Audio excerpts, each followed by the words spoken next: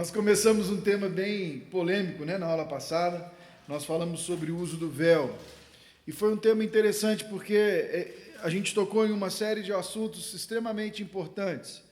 Né? Nós vimos que Paulo estava lidando com essa igreja de Corinto. Era uma igreja com umas particularidades muito interessantes. E Paulo começa agora, do capítulo 11 ao capítulo 14 de 1 Coríntios, Paulo começa a lidar com alguns problemas que a igreja estava tendo no culto, na sua forma de cultuar.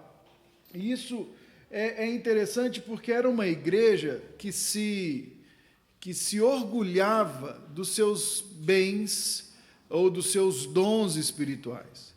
Se você lembra das primeiras aulas, nós vimos que a igreja de Corinto, em todo o tempo, ela se portava de forma orgulhosa com relação à maneira como ela vivia, como ela se encontrava com seus dons, com seus talentos. E Paulo vai dizer logo no início sobre a sabedoria dos homens e a sabedoria de Deus. Então a igreja de Corinto era essa igreja. Paulo vem do início falando que eles tinham uma série de problemas que teriam que lidar com eles. Conseguiu lá. E nos 3 capítulos seguintes, os próximos 3 capítulos, Paulo vai lidar e vai falar sobre o problema no culto. Quando nós olhamos para uma carta nas Escrituras, como é o livro de Corinto, ela é uma carta, a gente vai entender que Paulo está respondendo questões que lhe foram perguntadas. Isso aqui não saiu da cabeça dele, ele começou a falar e começou a escrever. Haviam questões sérias que estavam acontecendo nessa igreja e que Paulo passa a responder essas questões e passa a estabelecer princípios para a vida da igreja e para a vida do indivíduo, né, para a vida do cristão a partir daquilo. Então era uma igreja que estava vivendo uma série de problemas. E hoje nós vamos ver que durante o culto, esses problemas também se refletiam. Esses problemas eram refletidos no culto cristão. Uma das coisas que a gente tem que olhar para a aula passada é que Paulo estabelece princípios quando ele está falando do véu. Ele estabelece o princípio da submissão, lembra que nós falamos sobre o princípio da submissão e o princípio da decência no culto. Então ele está estabelecendo formas, princípios, maneiras, a forma como você vai trabalhar. E princípios é uma coisa interessante, porque princípios é algo que você tem ou você não tem. Nós não conseguimos ter princípios por longo prazo. Você já parou para refletir nisso? Você pode até começar sabendo que tem que agir num determinado ambiente, de uma determinada maneira, mas se isso não é um princípio, se isso não é um valor arraigado dentro de você, em algum momento você volta a agir como é o seu princípio, como é a sua maneira. E o que Paulo está dizendo aqui para nós, e o que é muito importante para a gente entender, é que o culto cristão, ele não está desassociado dos nossos princípios pessoais.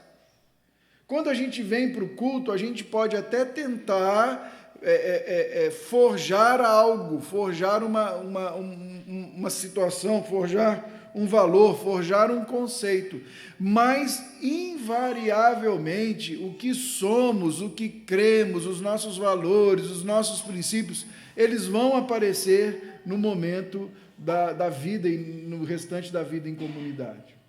Nós temos que entender que há uma distinção também muito interessante aqui.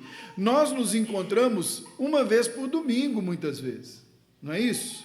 Nós nos vemos, quando a gente vem todo domingo, você vê o irmão 4 vezes no mês, no ambiente de culto, tá bom? Claro que alguns de vocês têm amizade, trabalham junto, têm uma relação mais próxima, é diferente. Mas aqui é um ambiente onde as pessoas viviam juntos, onde a vida em comunidade, se você lembrar da igreja que Atos fala de uma igreja que se reunia todo dia, uma comunidade que estava junto todo dia, que almoçavam juntos, que conviviam juntos, que talvez na estrutura geográfica, da forma de viver, estavam dentro do mesmo pátio, do mesmo complexo de casas. Então eles acabavam se conhecendo ou vivendo com uma intensidade de relacionamento muito maior do que nós temos hoje. Então, talvez para nós seja mais fácil a gente vir para o culto na sociedade moderna, é mais fácil você vir para o culto, você estar na igreja, e necessariamente os princípios que você aprende serem absorvidos por você e vividos por você, e a gente consegue por um tempo até viver dessa maneira. Mas quanto mais a gente aprofunda a relação um com o outro, e quanto mais a gente aprofunda a relação na nossa comunidade, nós vamos deixando muito claros quais os princípios que nós temos, que nós desejamos, que nós vivenciamos, né, que são importantes para nós, que são caros para nós, aqueles que a gente mantém. Quando a gente tem filhos, por exemplo, nós vamos vendo esses princípios na vida dos nossos filhos. A forma como eu valorizo as pessoas, como eu valorizo relacionamentos, vão ser expressas, vão ser refletidas na vida do meu filho. Então, muito da minha família você vai conhecer olhando para as minhas filhas. Por quê? Porque é o ambiente de casa. E às vezes o filho, quando ele é pequeno, ele não consegue, ele ainda não aprendeu os paranauê de dar aquele desdobre. Ele deixa muito claro para todo mundo o que está acontecendo ali. Você já deve ter ouvido alguma criança falando, o pai dá uma resposta, e a criança olha e fala, ai pai, mas você não faz isso, né? Lá em casa não é assim. Você já deve ter ouvido criança fazer isso, e isso é uma verdade, é uma coisa que vai refletindo. Então, Paulo está tratando de princípios aqui. E a igreja de Corinto, primeiro, ela é louvada. No início do capítulo, ela é louvada. Ele louva essa igreja porque eles estavam desejando fazer a coisa certa, da maneira correta, eles estavam se empenhando para isso. Mas se você abrir aí a sua Bíblia e deixar aberta em 1 Coríntios, ele vai começar a falar agora de algo que não é motivo de louvor para a igreja. Nós vamos lá, 1 Coríntios 11, nós vamos lá do 17 ao 22 agora. Né? Era uma igreja que estava se reunindo, mas ela não era uma igreja unida. Era uma igreja reunida. E há uma diferença interessante entre ser reunida e ser unida. E Paulo vai dizer assim, entretanto, nisto que vou dizer, eu não os elogio. Lá no versículo 2, se você olhar, ele vai dizer assim, eu os elogio. Então, começou com o elogio, porque vocês se lembraram de mim e se apegaram àquilo que eu disse para vocês, às tradições que eu disse. Agora ele vai dizer assim, olha, eu não os elogio, pois as reuniões de vocês fazem mal mais do que bem. Em primeiro lugar, ouço que quando vocês se reúnem como igreja, há divisões entre vocês. E até certo ponto, eu o creio. Pois é necessário que haja divergências entre vocês, para que sejam conhecidos quais entre vocês são aprovados. Quando vocês se reúnem, não é para comer a ceia do Senhor, porque cada um come a sua própria ceia sem esperar pelos outros. Assim, enquanto um fica com fome, o outro se embriaga.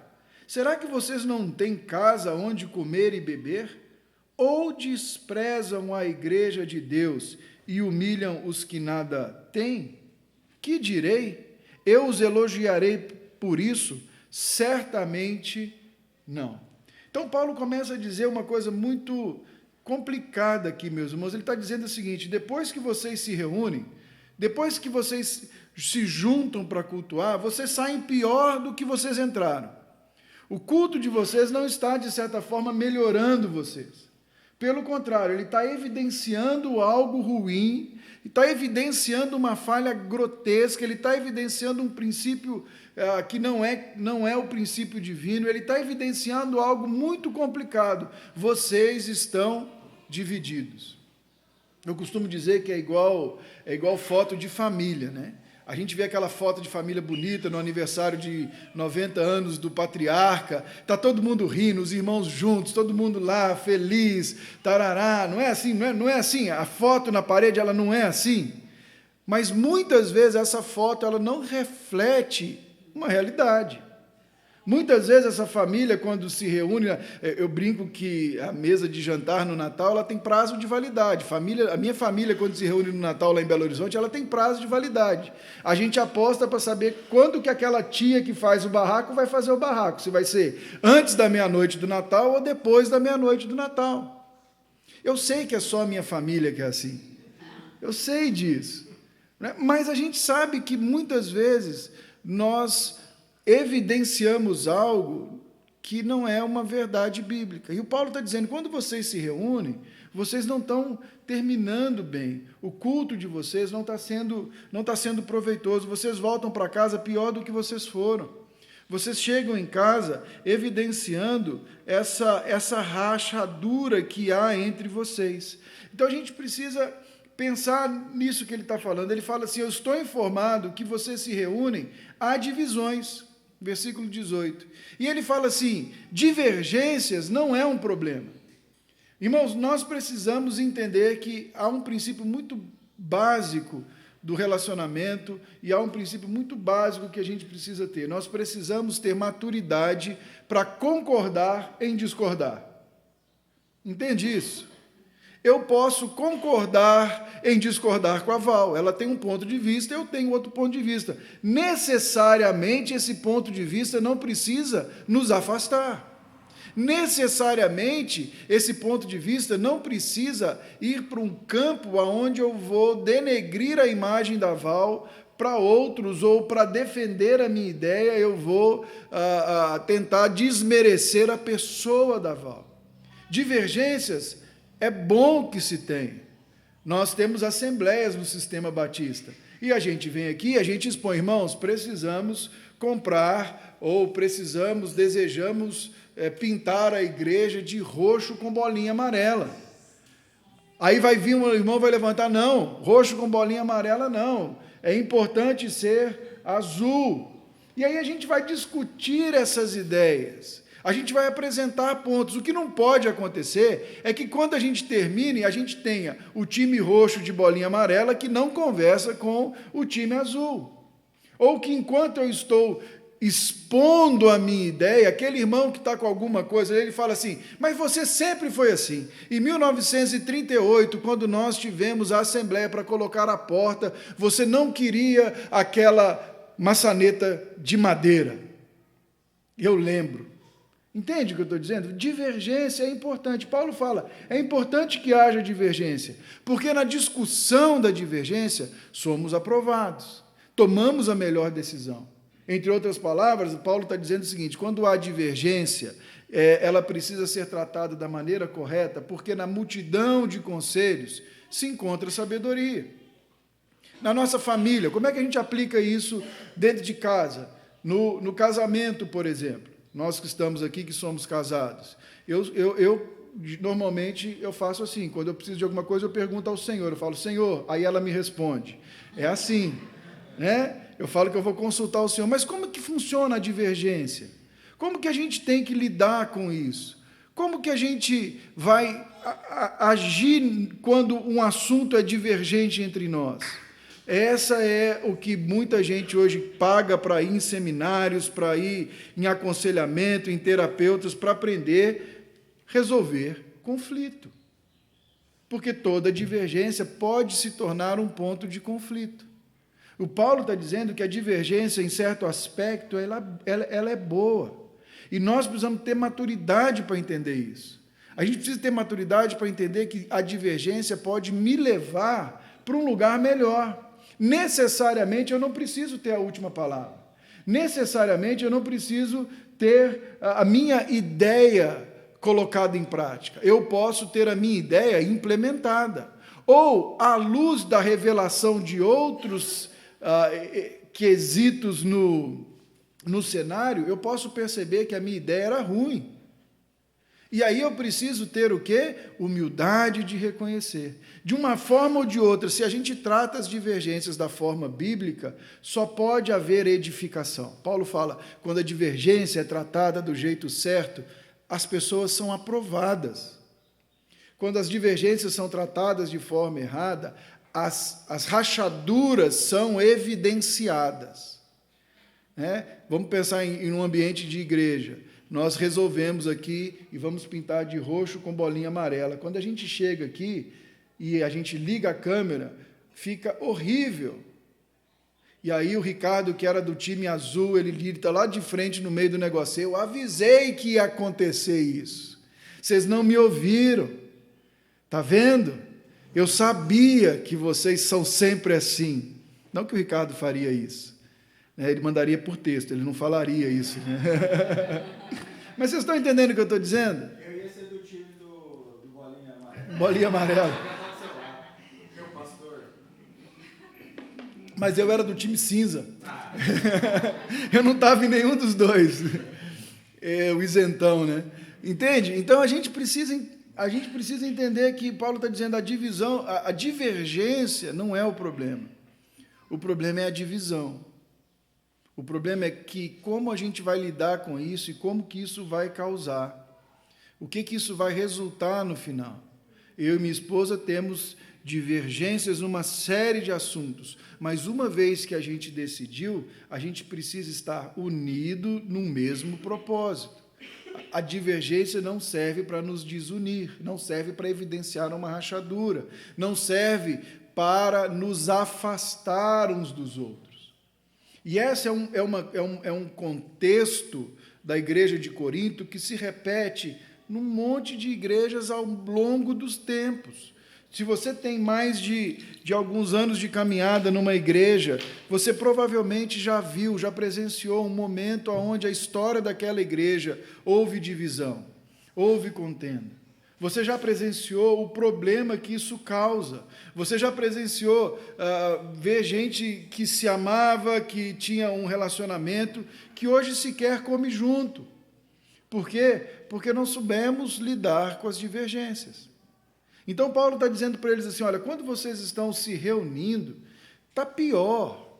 Está sendo evidenciado que vocês não têm maturidade o suficiente para tratar com esses assuntos. Vocês estão se dividindo. Vocês estão se devorando mutuamente. Vocês se reúnem para qualquer outra coisa, menos para o culto do Senhor. Então, a gente precisa entender que tipos de divisões aconteciam aqui. Paulo está dizendo que há uma divisão muito clara, socialmente falando. Há aqueles que tinham mais e que por isso se juntavam no seu grupinho, aqueles que tinham menos, que não conseguiam comer o suficiente. Quando eles iam reunir para a ceia, antecedendo a ceia, acontecia o que era chamado de festa ágape, ou a festa do amor. Era um grande banquete. Todos traziam um prato, é um junta-prato, lembra do famoso junta-prato? Então é aquele ajunta-prato, só que ao invés de colocar todo mundo o seu prato na mesa principal e a gente fazer fila para a gente comer, como deveria ser, eu trazia a minha comida e colocava na minha mesa. E só eu comia a minha comida. E só eu bebia a minha bebida. Então quem tinha mais trazia coisas mais gostosas, mais saborosas, e só ele desfrutava. Só ele comia. E aquele que tinha menos não podia fazer isso. A festa do amor era inclusive um momento onde aqueles irmãos mais necessitados poderiam ter uma refeição decente na sua semana. Ou até comer. Porque a gente tem que entender que, irmãos, tem situações e circunstâncias, às vezes, em projetos que a gente vê, e lugares, ou até algumas igrejas, que a única refeição decente que aquela pessoa faz ali, às vezes, é o que é servido na igreja de manhã. Vários lugares a gente já fez trabalhos, principalmente escola bíblica dominical, que o café da manhã com o pão que aquela criança comia era no domingo, quando a gente ia lá e a gente servia, depois da escola bíblica dominical, um pão com carne dentro dele. Então, essa evidência começa a ser colocada aqui para o leitor. Então, Paulo vai dizer, vocês estão reunidos, mas não estão unidos. Opa. Então, a festa ágape ali, a ceia era precedida por essa festa do amor, e Judas vai falar disso. No dia da ceia, servia-se uma refeição completa. Os crentes comiam, bebiam, repartiam, se confraternizavam e depois, num clima de comunhão, celebravam a ceia do Senhor. Não apenas um tempo de comunhão, mas também, sobretudo, um ato de amor com os mais pobres. Então, essa festa estava sendo deturpada na igreja. Ela estava sendo deixada de lado na igreja de Corinto. E aí Paulo vai explicar para ele, olha, vocês não estão sendo louvados por causa disso. Por quê? Porque vocês estão deixando de cumprir aquilo que vocês deveriam cumprir. Está evidente que vocês estão longe do que vocês deveriam fazer. E aí ele começa a relembrar a ceia do Senhor. Ele começa a relembrar para aquela igreja a importância daquele momento que eles estavam vivendo. E ele continua dizendo lá no versículo 23, se você continuar vendo comigo. Deixa eu achar. Porque recebi do Senhor o que também entreguei a vocês, que o Senhor Jesus, na noite que foi traído, tomou o pão, e tendo dado graças, partiu e disse, isso é meu corpo que é dado em favor de vocês. Façam isto em memória de mim. Da mesma forma, depois da ceia, ele tomou o cálice e disse, esse é o cálice da nova aliança do meu sangue. Façam isto sempre que o beberem em memória de mim, porque sempre que comerem desse pão e beberem desse cálice, vocês anunciam a morte do Senhor até que ele venha. Então Jesus começa a fazer, ele vai fazer, primeira coisa, Paulo começa a fazer, primeira coisa, uma fundamentação histórica. Ele diz, eu recebi isso aqui que eu ensinei de vocês do próprio Senhor. Nós temos que entender que 1 Coríntios provavelmente foi escrito antes dos evangelhos. Então, Paulo não tinha o exemplo de Lucas 20, 22 ali, onde Jesus come a ceia com seus discípulos. Ele não tem João 13, onde Jesus se reúne e institui a ceia. Ele não tem Mateus, ele não tem Marcos, onde essa instituição da ceia é feita e é executada. O que acontece ali é que Paulo está dizendo, o próprio Senhor me explicou, o próprio Senhor me falou, eu recebi do Senhor. E a ceia, ela é, meus irmãos, uma proclamação dramatizada de algumas verdades, ou pelo menos 4 verdades essenciais da fé cristã. O que Paulo está mostrando para a igreja de Corinto é que quando eles se reúnem ao redor da mesa do Senhor, ou no culto, eles não estão simplesmente comendo uma refeição qualquer. Eles não estão simplesmente tendo um ajunta-prato qualquer. Eles estão diante de um ato ou de uma dramatização do que aconteceu no Calvário. Eles estão diante de uma visão clara do que aconteceu e das verdades essenciais da fé. A ceia está centralizada na morte expiatória de Cristo Jesus. Então, a primeira coisa que ele vai mostrar, ele vai falar sobre o pão. Este é o pão, o simbolismo do pão. Jesus pega um pão, deu graças, parte e disse, isso é meu corpo que é dado por vós, fazei isso em memória de mim. Jesus está ordenando que a igreja se lembre não dos seus milagres, não dos seus feitos. Jesus está dizendo que aquele pão simboliza a sua morte. Ele foi rasgado, ele foi partido por cada um de nós. Ele morreu em nosso lugar. Então, quando nós nos reunimos e olhamos para a ceia, o que nós vemos é o que aconteceu no Calvário. É uma forma didática de nos lembrarmos da obra expiatória de Cristo Jesus. Gente, existem igrejas que celebram a ceia toda semana. Eu conheço uma igreja em Belo Horizonte, Igreja Bíblica Esperança, ou Batista Esperança, não me lembro agora, eu sei que é Esperança. Eles celebram a ceia no final de todo o culto. Então, eles terminam a mensagem, eles têm a mesa da ceia disposta, e eles então celebram, eles comem o pão, eles bebem o vinho, e eles celebram em memória de Jesus. Eles entendem que isso é algo que deve ser feito toda vez que a igreja se reúne. Outros, como nós, fazemos isso uma vez por mês. A gente institui um culto do mês onde a gente vai parar para refletir mais profundamente sobre a obra vicária de Cristo Jesus na cruz do Calvário. Nós paramos, nós olhamos, nós refletimos, nós examinamos a nós mesmos, mas o que tem diante de nós é o Calvário exposto, aquilo que foi feito exposto. Tem igrejas que vão fazer isso a cada 3, a cada 6 meses. Né? Então, qual que é a regularidade que a ceia deve ter? Não existe uma prescrição bíblica para isso. Jesus não disse, uma vez por mês vos reunis e comeis a ceia. Nós podemos fazer isso quantas vezes acharmos que queremos fazer. Nós podemos cear 2 vezes no mês na igreja? Podemos cear 2 vezes no mês da igreja. Não, nós não precisamos estar engessados num tradicionalismo. Nós falamos disso na aula passada, né? No Atos dos Apóstolos, eles faziam diariamente, toda vez que se reuniam? Parece que sim. Toda vez que se reuniam, eles partiam um pão e eles lembravam da morte do Senhor. Mas pelo menos uma vez por semana isso acontecia. Pelo menos todo domingo eles faziam dessa forma com a festa ágape, com a festa do amor. Era diário. É.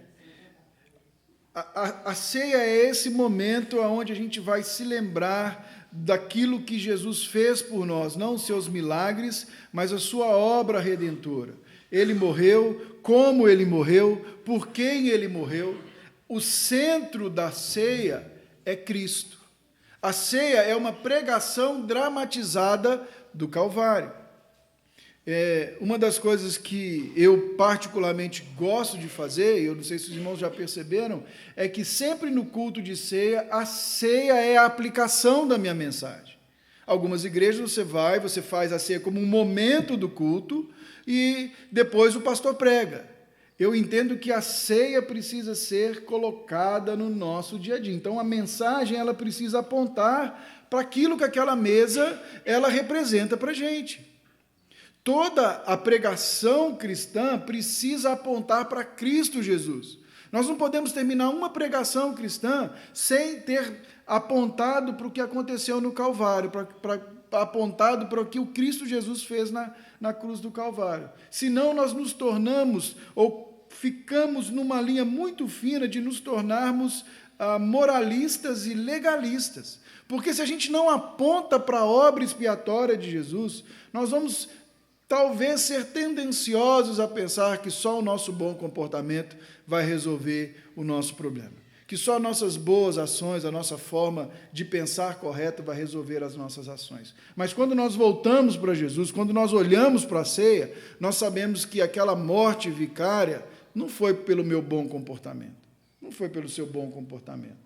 Aquela morte vicária foi porque eu e você nunca conseguiríamos estabelecer isso a longo prazo e viver isso na intensidade. Nós temos, a nossa natureza é má, nossa natureza precisa de redenção, nós precisamos ser redimidos. Então, Jesus vai mostrar o simbolismo do pão. Ele pega o pão e ele fala, esse pão partido é o meu corpo. Esse pão partido é o que aconteceu naquela cruz do Calvário, quando eu fui rasgado pelos pecados de vocês. Se você tiver a sua Bíblia aí e puder abrir Isaías 53, nós vamos ver o que o profeta Isaías fala do servo sofredor. Isaías está dizendo de todos os sofrimentos que o servo sofredor iria fazer. Contudo, foi da vontade do Senhor, versículo 10, esmagá-lo, fazê-lo sofrer. Então, quando partimos o pão, nos lembramos das dores do nosso Senhor. Quando partimos o pão, nos lembramos da sua obediência vicária.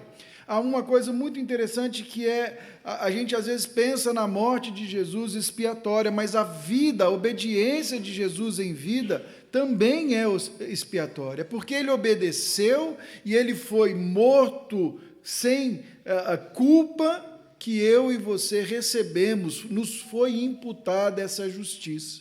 Então, quando partimos o pão, nos lembramos do seu sofrimento. O segundo simbolismo da ceia é o cálice. O simbolismo do cálice, Paulo vai continuar dizendo, do mesmo modo, depois da ceia, pegou também o cálice, dizendo, esse cálice é a nova aliança do meu sangue. Façam isso todas as vezes que o beberem em memória de mim. Quando a gente vai olhar para a Bíblia, você vai ver que a primeira aliança de Deus é com Adão. Deus faz uma aliança com Adão. Depois a gente vê uma aliança com Noé. Deus diz para ele, olha, eu não vou mais destruir a terra dessa maneira. Depois nós temos uma aliança com Moisés, que é a lei. Deus faz uma aliança com Moisés e dá a Moisés a lei. Deus faz uma aliança com Davi, e ele fala, olha, nunca faltará descendente no seu trono.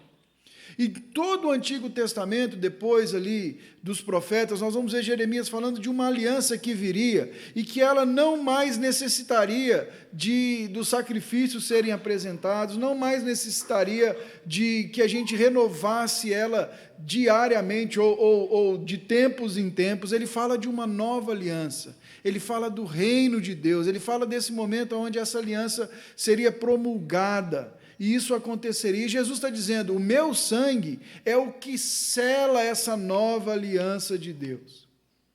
É o meu sangue. Então, quando você tomar o meu sangue, você vai lembrar que de uma vez por todas, os seus pecados foram perdoados. O pecado que você cometeu foi perdoado, o pecado que você comete foi perdoado, e o pecado que você vai cometer foi perdoado. Seus pecados foram perdoados na cruz do Calvário. Não é maravilhoso pensar nisso? Nós não precisamos mais trazer de tempos em tempos um bicho aqui, cortar a garganta dele, jogar sangue sobre você. Nós não precisamos mais ficar nos punindo diante de Deus, fazendo penitência diante de Deus. Nosso pecado foi perdoado por causa do sangue da nova aliança. Quando viemos diante da ceia, nós nos lembramos disso. Nós nos lembramos que Paulo fala que todo escrito de dívida, Colossenses 2, 14 e 15, foi rasgado, foi colocado, foi cravado naquela cruz. Eu não me lembro quem é o comentarista que fala que, à medida que as minhas dívidas estavam ali cravadas naquela cruz ali, o sangue de Jesus vinha passando e borrando a tintura e apagando tudo que estava escrito ali.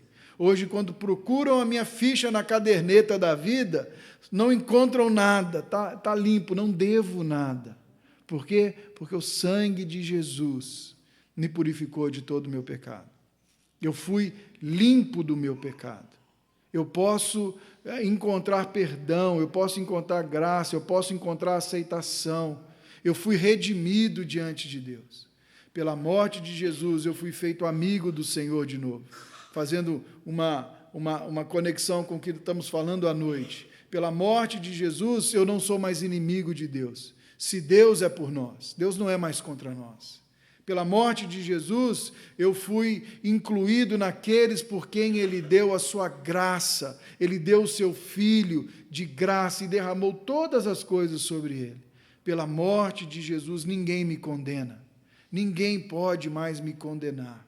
Eu não mais serei julgado culpado, porque a justiça de Deus foi imputada à minha vida.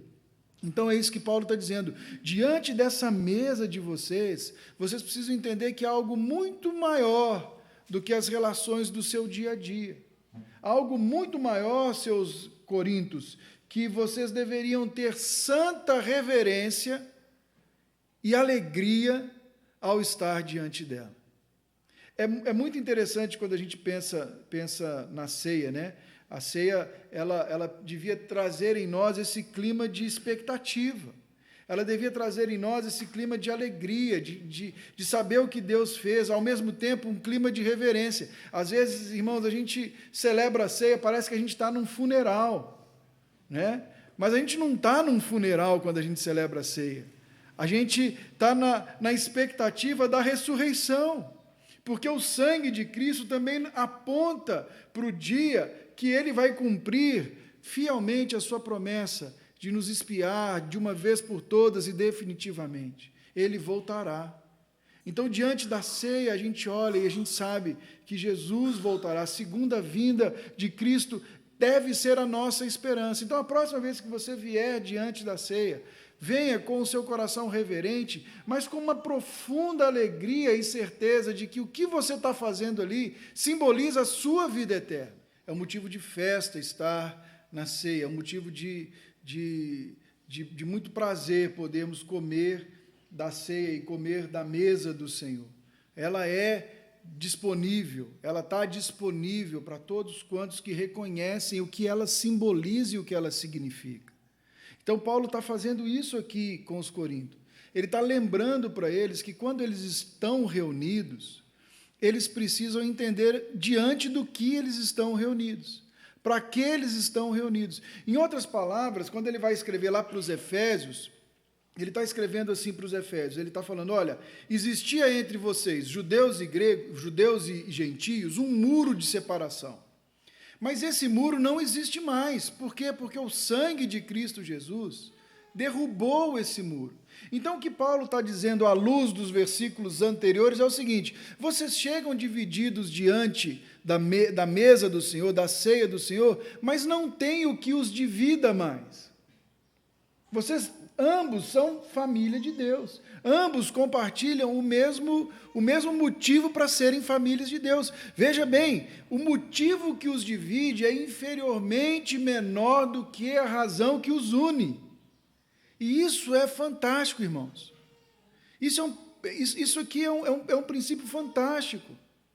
Eu tenho amigos que eu amo, que caminham comigo, que eu servi junto com eles no reino e sirvo junto com eles no reino, e o que nos une é muito maior do que o que nos separa. E quando tem algo grande que nos separa, eu jogo na conta do que nos une.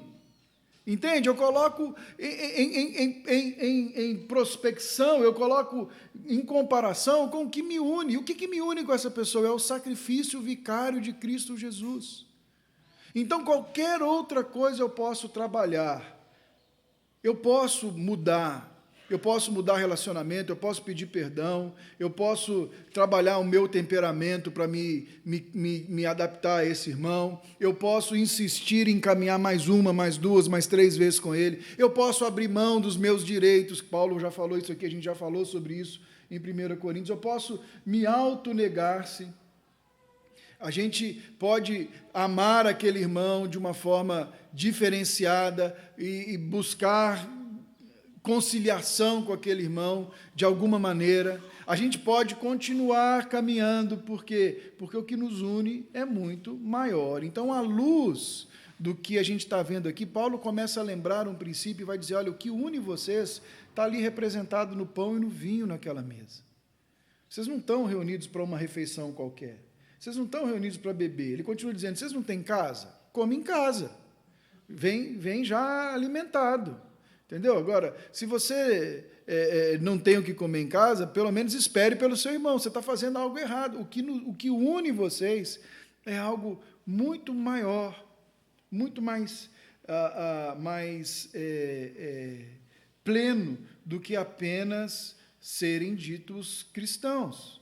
Então, Jesus vai falar para o Paulo, e o Paulo vai ensinar o que Jesus falou, e ele vai dizer que a ceia, além de tudo, precisa nos fazer um processo profundo de reflexão. Ele vai chamar a gente para analisar a si mesmo. Nós precisamos olhar para trás, nós precisamos olhar para frente, nós precisamos olhar para dentro, e nós precisamos olhar em volta. É isso que o princípio da ceia vai nos ensinar e vai nos convidar aqui, que é esse aqui que a gente vai falar agora, eu já me adiantei aqui.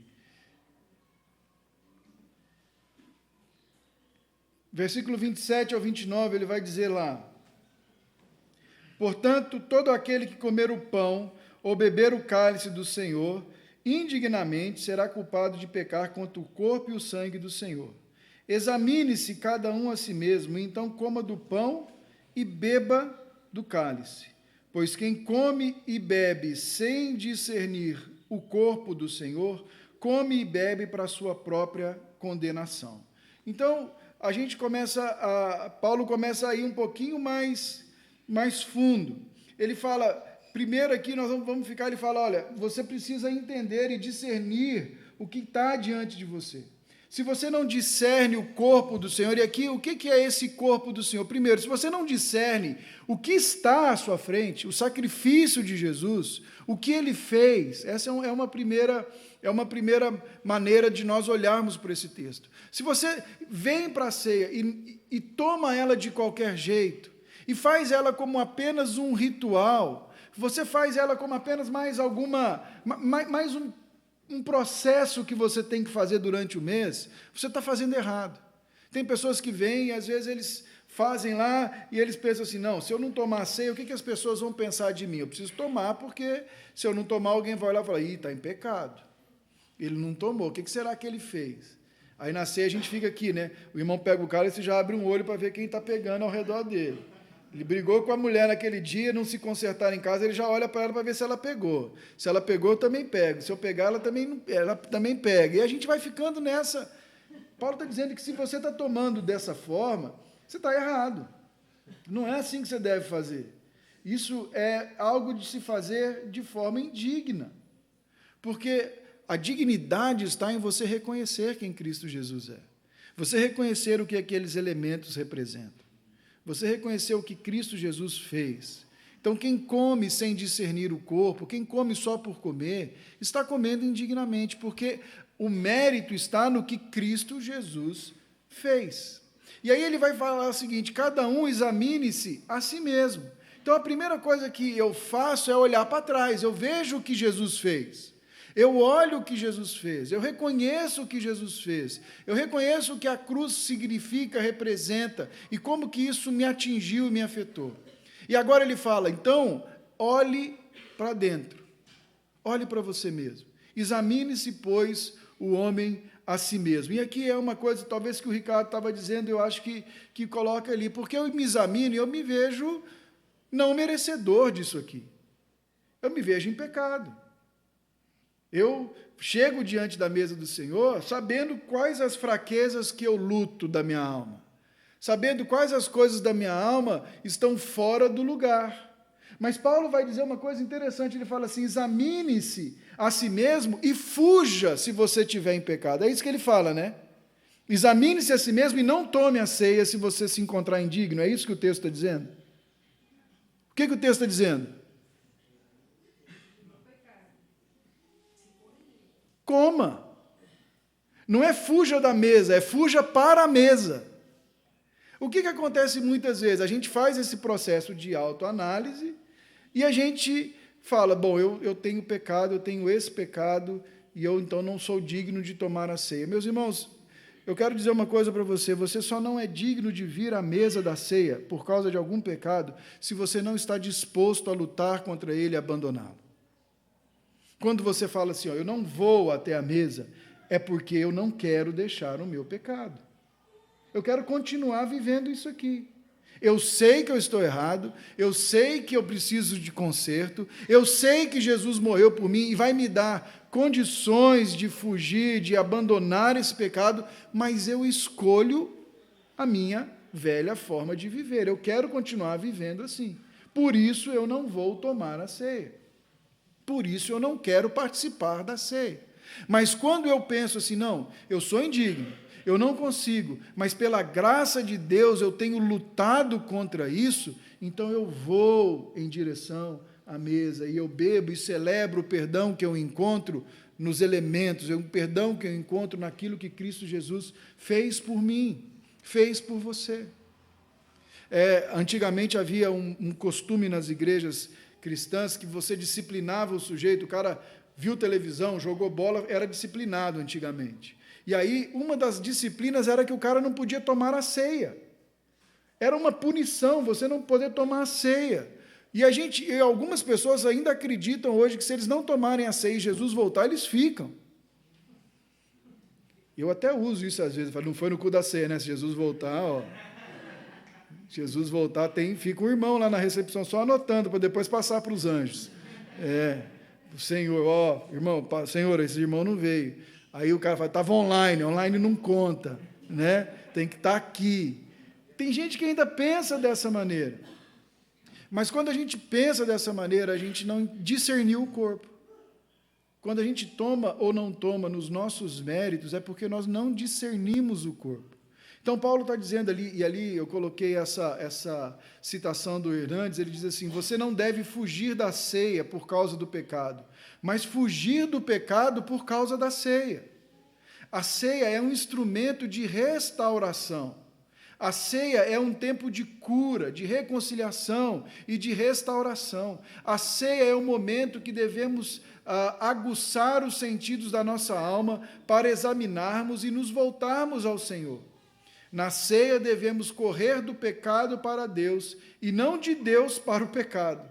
A ordem de Paulo é examine-se e coma. Então, meus irmãos, da próxima vez que você chegar diante da mesa do Senhor, você deve olhar para a mesa do Senhor, você deve examinar-se, você deve perguntar ao seu coração: existe algo em mim que é maior e que eu quero valorizar mais do que o que Cristo Jesus fez por mim? Existe algo em mim que eu tenho cultivado, que eu tenho que eu tenho deixado me dominar mais do que aquilo que o Senhor falou que faria em mim, na minha vida? Se existe isso, confesse diante do Senhor, peça ajuda, corra para o Senhor e tome a ceia como um marco na restauração, na luta contra esse pecado, como uma declaração para anjos, principados e potestades de dizer que eu creio no poder restaurador de Cristo Jesus. Então, a primeira coisa, eu olhei para trás, eu vi o que Jesus fez, eu reconheci o que Jesus fez, eu olhei para mim, reconheci quem eu sou na fila do pão aqui, diante de tudo isso, reconheci que os méritos de Cristo me tornam agora acessíveis à ceia do Senhor. Então eu começo agora a olhar para frente. Quando eu vou tomar a ceia, eu me aproximo da ceia, eu me aproximo não mais acusado do meu pecado, mas na esperança de viver um dia sem pecado, na esperança de viver na eternidade com Cristo Jesus. Eu vou ser glorificado. Um dia serei livre dos efeitos do pecado, um dia serei livre dessa luta constante que eu tenho, um dia estarei diante do meu Senhor, justo e justificado plenamente, vivendo plenamente diante dele.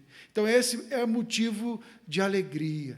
Eu olhei para trás, eu olhei para dentro, eu olhei para frente, e eu vejo que só tem motivo de me alegrar. Mas há uma outra interpretação sobre não discernir o corpo, é o olhar para o lado.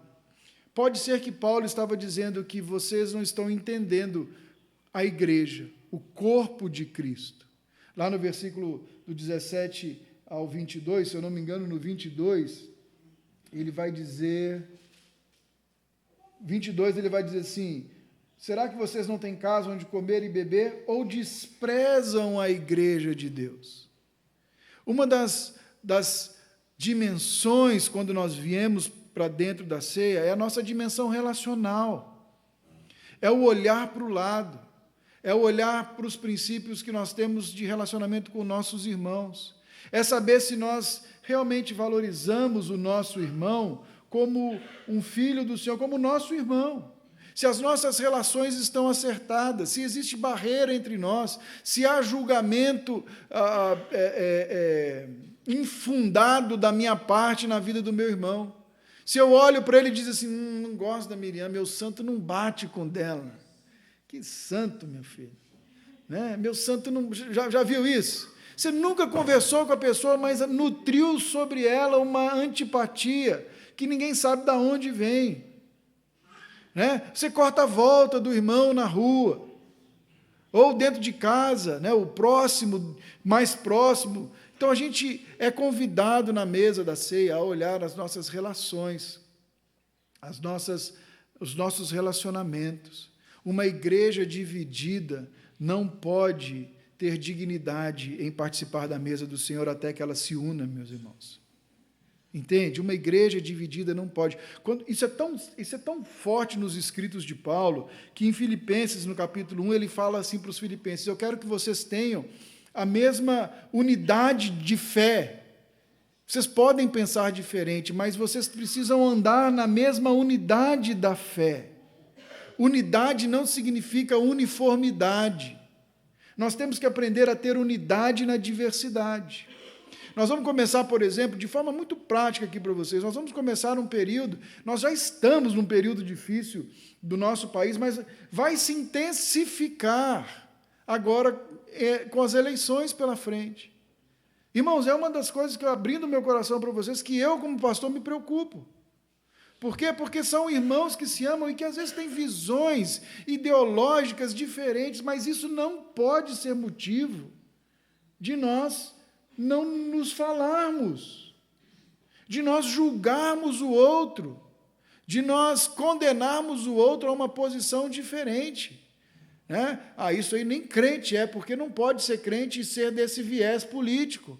O outro fala, não pode ser crente e apoiar um candidato como esse. Veja, todas as ideologias têm as suas desculpas muito bem preparadas para criar contenda e divisão. Estão entendendo o que eu estou dizendo? E isso acontece em vários outros ramos, mas é algo que nós estamos vivendo um momento onde nós temos tudo para rachar, para fragmentar. Quando Paulo chama a igreja a estar unida na mesma fé, em outras palavras, ele está dizendo assim, do seu lado, quando você adora, está o cara com a camisa vermelha e o cara com a camisa amarela. Entenderam? Do seu lado está o cara que tem uma preferência diferente de mentalidade com relação ao assunto do que você, mas que foi unido pelo sangue de Cristo Jesus. Então, uma igreja dividida não pode tomar a ceia se ela continua dividida, se ela está dividida. Como que a gente resolve isso? Criando conexões no Senhor, entendendo que o que nos une é muito maior do que o que nos separa. E Paulo vai além, ele vai dizer que aqueles que participam de uma forma inconveniente, eles vão carregar as marcas no seu próprio corpo. É um texto bem difícil de interpretarmos. Ele vai dizer assim, versículo 30, por isso há entre vocês muito fracos e doentes, e vários já dormindo. Mas se nós tivéssemos o cuidado de examinar a nós mesmos, não receberíamos juízo. Quando, porém, somos julgados pelo Senhor, estamos sendo disciplinados, para que não sejamos condenados com o mundo. Portanto, meus irmãos, quando vocês se reunirem para comer, esperem uns pelos outros. Se alguém estiver com fome, coma em casa, para que quando vocês se reunirem, isso não resulte em condenação. Então ele está dizendo, Paulo está colocando que talvez uma das razões por terem muitas pessoas fisicamente doentes na igreja é porque participavam da mesa sem discernir o corpo, sem discernir as relações. Estava lendo e uma das pessoas disse que ele colocou que isso aqui poderia ser fruto de relacionamentos tão quebrados e tão complicados que traziam, inclusive, doenças psicossomáticas. Isso aqui são apenas conjecturas, tá bom, meus irmãos? São conjecturas. Mas o que Paulo está dizendo é que naquela realidade, naquela igreja, haviam pessoas que estavam doentes, que estavam morrendo, e que a mesa não era suficiente para que eles entendessem tudo isso. Como que eu olhei para esse texto? Pensando num viés, que é esse viés do relacionamento. Já parou para pensar que aqui dentro dessa comunidade, nós temos recursos suficientes para ajudar, caminhar, guardar, cuidar uns dos outros que aqui estão? Já pararam para pensar nisso?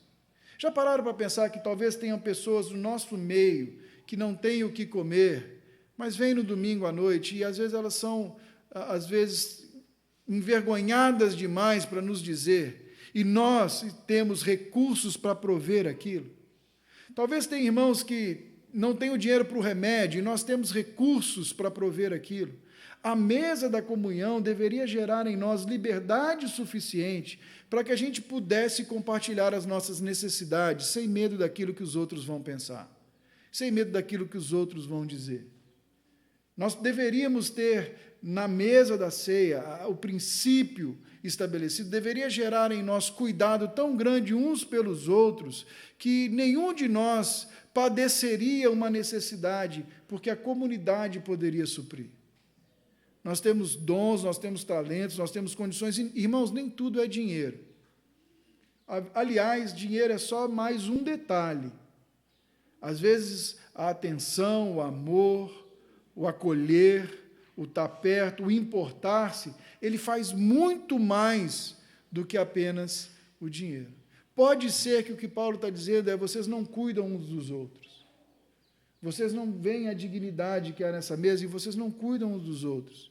Pode ser que Paulo esteja dizendo que muitos estão perecendo e falecendo porque não encontram na igreja a unidade suficiente para que cuidem dele, para que os ajudem, para que os promova, para que os alcance e os guarde. Então, Paulo pode estar dizendo isso. E, por fim, ele convida a gente a estar reunidos, mas também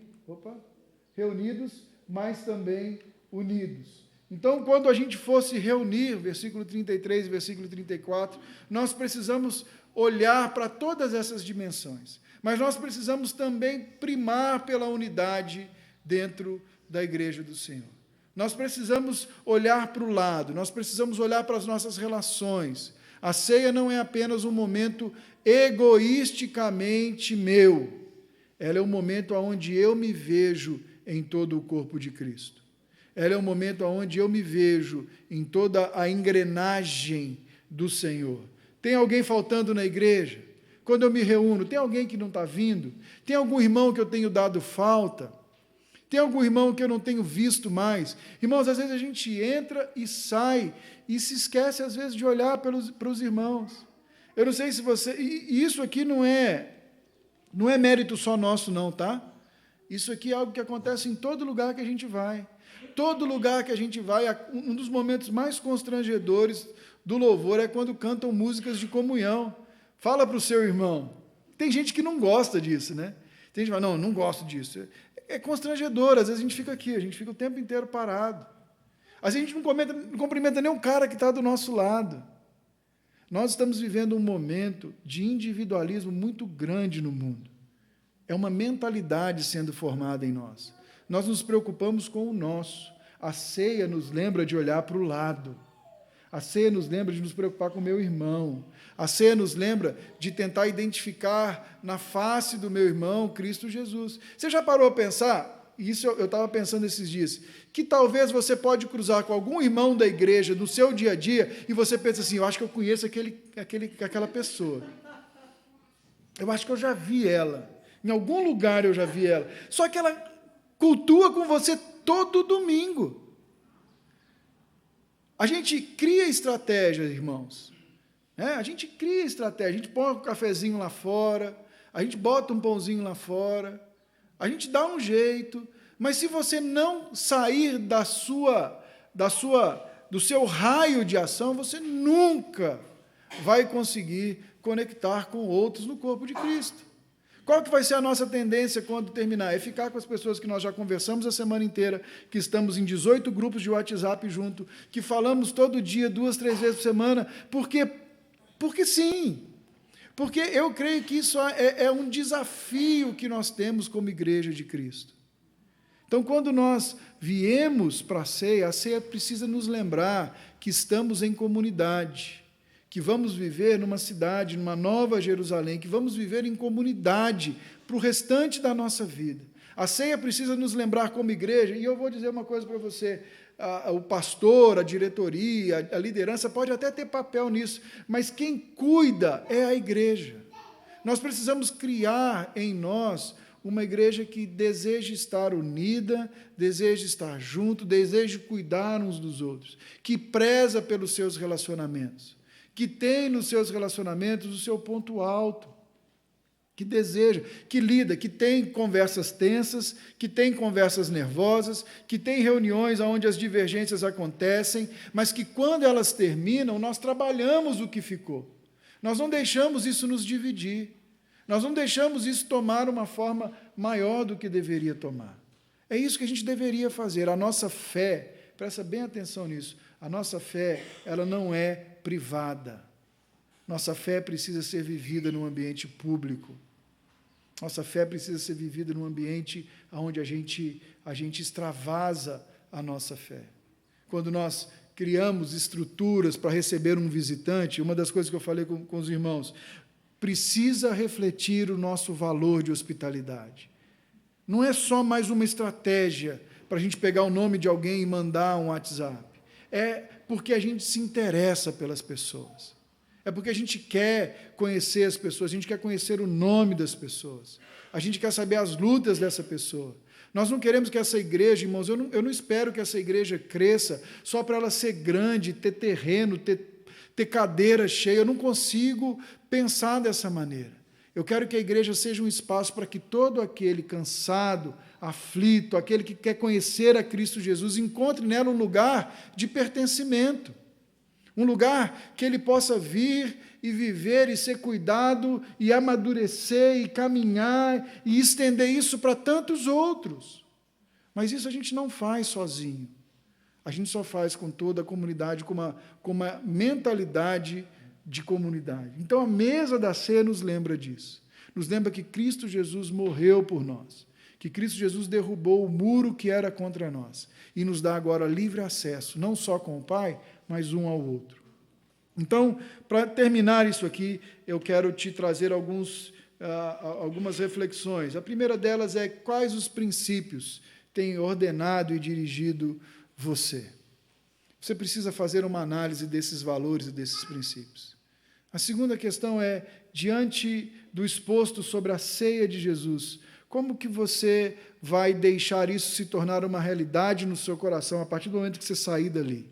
Como que você vai fazer para lembrar do que Cristo Jesus fez na cruz do Calvário? E como que isso vai afetar a sua vida em todos os aspectos dela?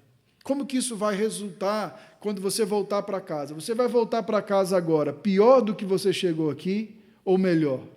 Eu fiquei pensando nisso, falei, nossa, já pensou se depois dos cultos, depois da pregação, o cara chega em casa, quebra o pau com a mulher, chuta o cachorro, briga com o pai, briga com a mãe, manda zap irado para alguém, né? Às vezes briga, saindo no estacionamento já começa a brigar, e vai... A gente está saindo melhor ou pior quando a gente se reúne? Você conseguiu, nesse ano, nós estamos na metade do ano, você conseguiu conhecer alguém diferente do seu convívio aqui na igreja? Você tem se importado com outros de uma maneira prática e genuína? Você está disposto a abrir mão desse embaraço que é sair dessa zona de conforto aí e estabelecer relacionamentos profundos, verdadeiros em Cristo Jesus? Você está disposto a ser resposta para o cuidado que a igreja precisa demonstrar para com os seus, para gerar esse ambiente? Então, eu creio que essas duas aulas nos trazem essa reflexão.